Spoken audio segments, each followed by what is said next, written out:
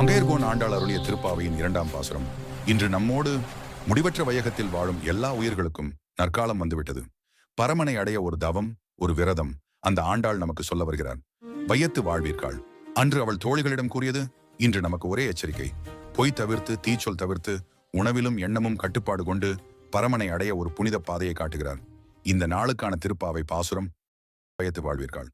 நாமும் நம் பாவைக்கு செய்யும் கிரிசைகள் கேளீரோ. பார்க்கடலுள் பயத்து என்ற பரமன் அடிபாடி. நெய்யுண்ணோம் பாலுண்ணோம், நாட்காலே நீராடி மயிட்டு எழுதோம். மலரிட்டு நாம் முடியோம், செய்யாதன செய்யோம், தீக்குறளை சென்றோதோம். ஐயமும் பிச்சையும் ஆந்தனையும் கைகாட்டி உய்யுமா, ரெண்ணி உகந்தேலோர் எம்பாவாய். பொருள்: அன்பு தோழியரே, அந்த பரந்தாமனையே நம் துணைவனாக அடைய வழி செய்யும் பாவை நோன்பு விரத முறையை கேளுங்கள். உணவில் நெய் சேர்க்கவோ பால் அருந்தவோ கூடாது. சூரிய உதயத்துக்கு முன்பே நீராட வேண்டும். கண்ணில் மையிடக்கூடாது. கூந்தலில் மலர் சூடக்கூடாது. தீய செயல்களை மனதால் நினைப்பதையும் தீய சொற்களை பேசுவதையும் தவிர்க்க வேண்டும். பிறரை பற்றி கோள் சொல்லக்கூடாது. ஏழைகளுக்கும் பக்தர்களுக்கும் போதுமான அளவு தர்மம் செய்ய வேண்டும். விளக்கம்: விரதம் இருப்பது என்றால் சும்மாவா? உணவு கட்டுப்பாடு மட்டுமல்ல, மனதையும் கட்டி போடச் சொல்கிறாள் ஆண்டாள். நெஞ்சத்தை நல்ல நினைவுகளாலும் வாயை நல்ல சொற்களாலும் நிறைக்க வேண்டும்.